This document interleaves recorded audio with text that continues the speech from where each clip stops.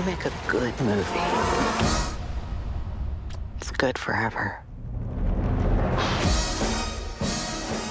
Greetings and salutations, guys. I'm here with my review of The Studio. This is a new comedy series premiering this week on Apple TV+.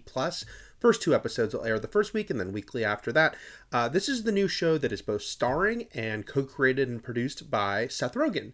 And it's him and Evan Goldberg, his longtime writing partner and producing partner, are 2 of the 5 creators on this show. And generally speaking, I'm a big fan of Rogen and Goldberg's output. I think that they've made a lot of really funny films. They produce a lot of really funny TV series. Yet I still went into this with a little bit of wariness because this is a show all about Hollywood and, as the title implies, a movie studio with Seth Rogen playing Matt, a guy who has just been made the new head of a giant, Disney/Sony-sized movie studio, and basically his misadventures trying to run this studio and all the decisions he has to make and all of the talent he needs to deal with and all the comic situations that derive from that.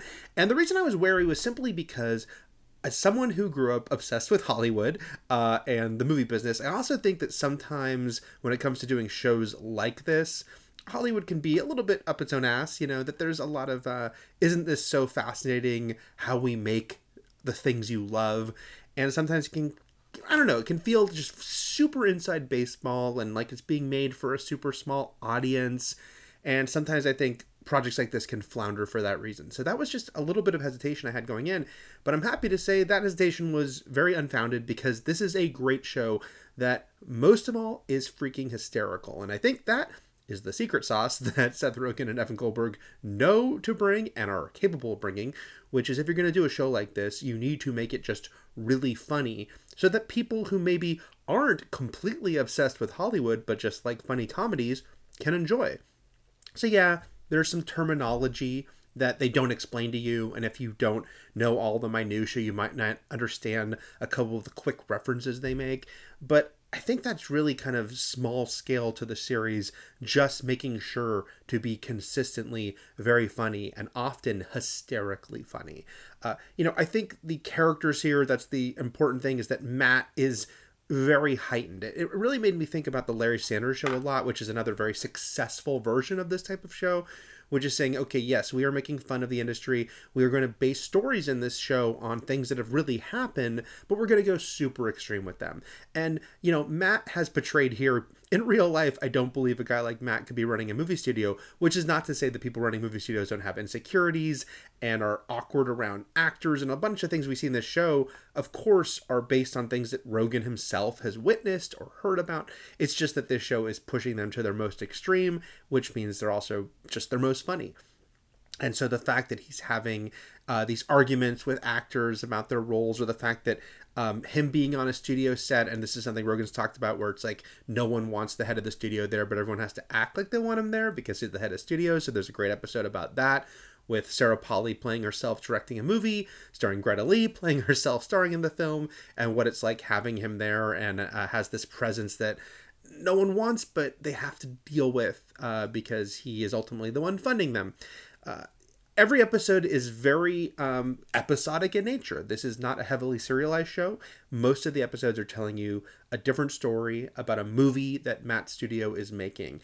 And I really enjoy it on that level, how it does that. And so, you've got the Sarah Polley movie one week, but then you have this Olivia Wilde directed movie another week, and what's going on with a missing reel of film. They're shooting on film, which, Matt is one of those people who's really a big proponent of, except that what happens when they're actually missing a reel of film on that movie. There's an episode set around the Golden Globes. They're just really great scenarios. And yes, at this point, we're very used to seeing stars playing themselves. That's not a new thing. There's been a lot of shows that have done that, but this one gets a lot of mileage out of it. Again, because funny writing, the co-creators here, I mentioned Seth Rogen and Evan Goldberg, of course, but the other creators here, Peter Huck, whose last name I'm probably mispronouncing, and Alex Gregory and Frida Perez, the 5 of them wrote every episode in some configuration, sometimes together, sometimes individually, and Goldberg and Rogen directed every episode. And so they give these actors and filmmakers and directors, and in some cases studio heads, very funny material. So even though, it's not a brand new idea to have someone play themselves and also maybe play themselves as a huge jerk, I was laughing a lot at the depiction of some of these people and the willingness of these actors and filmmakers to depict themselves in this way. You know, some of these people had such a great time kind of playing, if not the worst version of themselves, a very embarrassing, extreme version of themselves. And it really goes to show you like kind of the pull that Seth Rogen has. When you think about this guy's career and how impressive it is and how much as a screenwriter and producer, beyond his acting career, how much he's accomplished. So at this point that he gets Martin Scorsese to show up and play himself, and Ron Howard, and then Ted Sarandos, the head of Netflix, a rival streaming service, plays himself on this show. And I think that kind of speaks to, the fact that Rogen at this point has all these connections and that people want to kind of feel like they're in on something like this that is having fun with their industry, but in, a loving and yet a pointed way.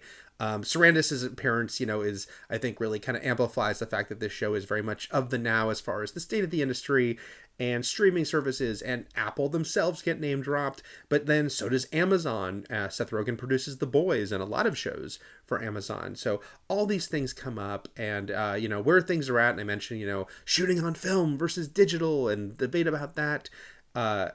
But I don't think it gets bogged down in it. It doesn't become ever a lecture on where we are. It's just the backdrop to these characters and especially to Matt reacting to it all. The supporting cast is great. There's the sort of core group of 5 at the center here. This show has Catherine O'Hara, has the former studio head that Matt just replaced. You've got Catherine Hahn playing the head of marketing for the studio. All our greatest Catherines, being hysterical. And then you've got Ike Barinholtz and you've got Chase Sully Wonders. And they're all really funny. They're not in every episode, nor do they need to be, because the episodes are very contained about the situation that is happening. Matt is in every episode, but there's actually one episode that he's not in as much. It focuses on a couple of the supporting characters more and a misadventure happening for them. So yeah, I really like what they do with the format and how it all interweaves. All these people showing up playing themselves, some of whom are sort of deep cuts. It's funny to say a deep cut about someone playing themselves, but there's some filmmakers here all playing, I mentioned like some of the big ones like Scorsese and Ron Howard, but there's some smaller scale directors or people that have had some success, but wouldn't be people that you would know their names, a lot of them. But here they are. And they're all kind of very specific about where they are in the industry and the kind of movie they would make. There is some through lines to the season, and it all kind of culminates in the final 2 episodes, which I'll get to it again in a second. But yeah, even just the idea that is kind of kicks off the season about the fact that the mandate Matt is given by his boss, his corporate overlord, which is played by Bryan Cranston, which is to make a Kool-Aid movie. And what do you do with that when you are the head of a studio and you've got a lot of money, but you are told make a hit movie about Kool-Aid and where that goes, which is very funny. And then, like I said, yeah, it's all these individual episodic stories, but then it all comes together in the final 2 episodes, which are all set around CinemaCon. So 2-parter. It's funny this show is premiering the week before CinemaCon. I kind of wish that all the episodes were out beforehand, because I think people who are at CinemaCon will very much enjoy this show's depiction of that event. I'm actually going to CinemaCon next week, and I don't think I'm going to be able to replicate what happens in this show, but it's really great. It's really funny. Dave Franco and Zoe Kravitz, who kind of appear the most of the actors who play themselves, are hysterical. I mean, they're all in. They're all in on what they're being asked to do here, and very funny doing it. Cranston has a bigger role after first being in the premiere and the final 2 episodes. He's really funny doing physical comedy that we're aware he can do with Malcolm in the Middle, but doesn't always get to show off these days. So yeah, very funny stuff here with all these actors. It is one of those shows where a weird distraction is when someone famous doesn't play themselves outside of the leads, who we kind of understand from the beginning. So this happened on Curb Your Enthusiasm once in a while. Like, I always remember when Elizabeth Shue was on Curb Your Enthusiasm, but she didn't play Elizabeth Shue. She played like a random character. And I was like, well, that's weird in the universe of this show. So like Rebecca Hall is in an episode of this show, but she doesn't play Rebecca Hall, who has starred in, multiple Godzilla movies. She's playing someone dating Matt. So it's just that one of those things where it's always like, why is she the one person in this room, in this episode, not playing herself? But that's okay. I really dug this show, and I didn't expect to be this into it, but I thought it was really damn funny. The premiere is maybe the least funny episode, I think, because it has to set up the most. It's about like how Matt gets this job and how he has to react to getting that job, and I think made me think the rest of the series might be a little more heavily serialized than it is. But once you get that out of the way, it's just funny, clever stuff. And then technique wise, I mentioned that Rogen and Goldberg direct every episode together. They do these long takes. This was a thing they really wanted to do, of these scenes really play out with the cast just performing it all. You can see they're not cutting. It's, very commendable as far as, what is being asked of them, what they're doing, and the fact that this is a comedy and the kind of the rising crescendo. This is about not doing the kind of improv that Seth Rogen had kind of been raised on in the Apatow movies, where that was like, yeah, improv. They wanted to stick to the script in this one, and it's really impressive. It makes you even more appreciate, I think, how funny the scenes are, because you're watching it like a stage play just play out right in front of you.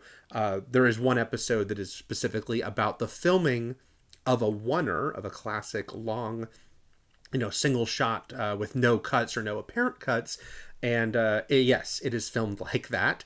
And there are a couple other episodes that take stylistic changes or detours. And it doesn't lean completely into it throughout every episode, but I did enjoy that they had these kind of diversions. I like that the show was just kind of willing to experiment. As I was watching the screeners, I was like, oh, okay, that's what we're doing this week. And I think this series really shows off how great Rogen and Goldberg and their collaborators are at crafting a comedy story and having a half hour to tell this contained, specific story, and having it build and build and build, and usually having some pretty great payoffs. So I really enjoyed this, and I hope there's a second season now. I think this, is my favorite comedy series in quite a while, just as far as a new debut, one that's not already established. So highly recommend The Studio. Like I said, the first 2 episodes will be up on Apple TV Plus this week, and then more every week after. All right, guys, if you can like and if you can subscribe, that would be wonderful. Thanks a lot. Take care.